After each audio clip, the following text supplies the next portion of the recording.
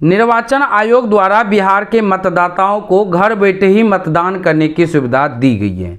जैसा कि हम सभी जानते हैं कि बिहार में बिहार विधानसभा चुनाव है। ऐसे में आप बिना बूथ पर गए घर बैठे ही मतदान अर्थात वोटिंग करना चाहते हैं तो बहुत ही आसान तरीके से वोटिंग कर पाएंगे। आगे आपको पूरे विस्तार से बताएंगे कि घर बैठे कौन कौन से व्यक्ति अपने घर पर मतदान कर पाएंगे और अपने घर पर ही मतदान करना चाहते हैं तो इसके लिए क्या प्रक्रिया रखा गया है। आगे आप पूरे विस्तार से जान पाएंगे। वीडियो को आप अंत तक देखते रहिए। मेरा नाम है राजकुमार और आपका अपना ही चैनल राजल पे आपका स्वागत है। तो चलिए वीडियो शुरू करते हैं। आप जानिए कि कौन कौन से व्यक्ति बिना बूथ पर गए घर बैठे ही अपने घर से वोटिंग कर सकते हैं। इसको लेकर यहाँ देखिए साफ साफ जानकारी दी गई है कि होम वोटिंग। अब होम मतलब घर और वोटिंग मतलब वोट, घर पर ही वोट कर सकते हैं। अब कौन कौन से व्यक्ति घर पर वोट कर सकते हैं इसको लेकर देखिए साफ साफ जानकारी दी गई है।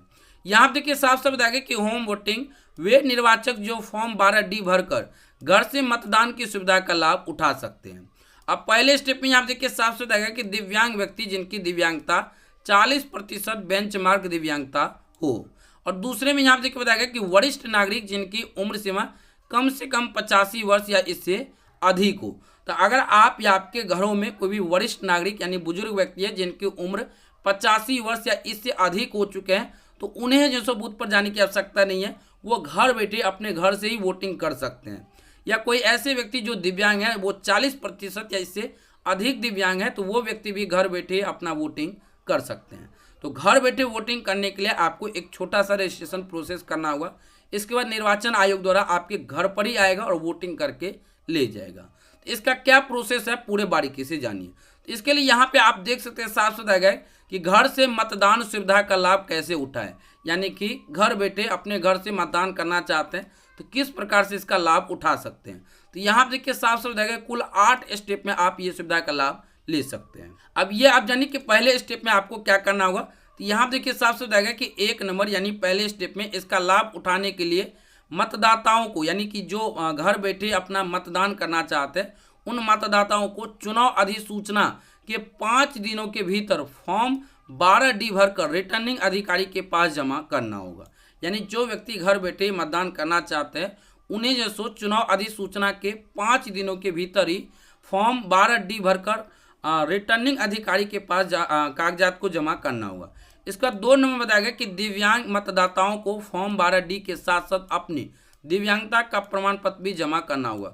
तो कोई व्यक्ति दिव्यांग है और वो भी घर बैठे जो सो अपना वोट करना चाहते हैं तो ऐसे में उनको फॉर्म 12D तो भरना ही होगा। साथ साथ दिव्यांगता प्रूव करने के लिए उनको दिव्यांगता प्रमाण पत्र की जेरॉक्स कॉपी भी जमा करना होगा।